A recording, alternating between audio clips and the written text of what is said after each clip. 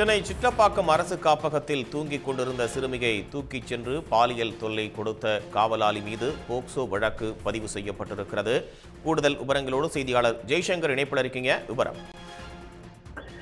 அதாவது சிட்லப்பாக்கத்தில் சமூக நலத்துறை சார்பில் அரசு காப்பகம் உள்ளது. இங்கே ஆதரவற்ற குழந்தைகளை இங்கே தங்கி மற்றும் அங்குள்ள பள்ளியில் படிக்கிறார்கள். இந்த நிலையில்தான் கடந்த 3ஆம் தேதி 13 வயது சிறுமி இங்கே 8ஆம் வகுப்புக்காக சேர்ந்துள்ளார்.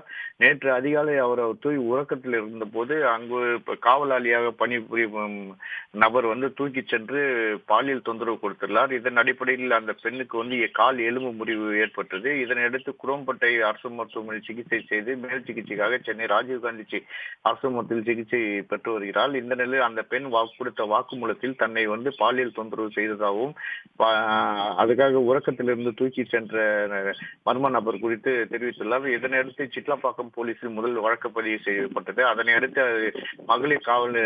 அனைத்து மகளிர் காவல் நிலையத்துக்கு மாற்றப்பட்டது. அதன் அடிப்படையில் அவர் அங்கு காவலாளிய பணியிருந்த அதே சிட்லப்பாக்கம் பெரியார் தெருவை சேர்ந்த மேத்யூ என்பவர் கைது செய்யப்பட்டுள்ளார்.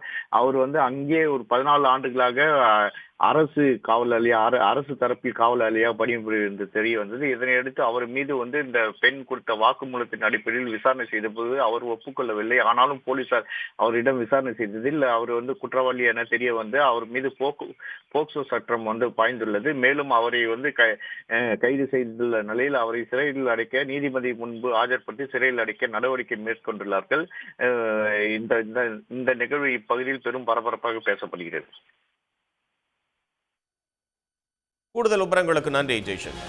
உடனுக்குடன் செய்திகளை தெரிந்து கொள்ள சன் நியூஸ் பெல் ஐகானை கிளிக் பண்ணுங்க.